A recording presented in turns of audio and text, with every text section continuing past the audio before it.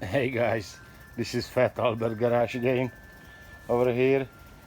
I post couple time lapses. I'm doing my patio on my backyard. I just making short one, because time lapse is time lapse. But like that, it is what it is. And I got two doors over here. I waiting for those hinges.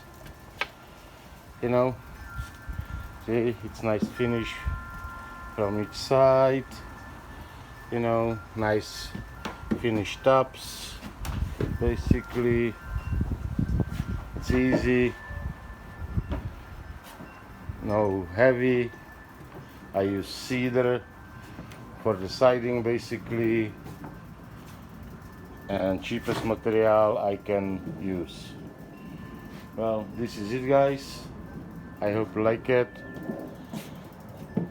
The hinges, like I said, is coming today, and it's supposed to be saloon hinges. There will be swinging door from both sides. Alright then guys, thanks for watching, and I'll put this out.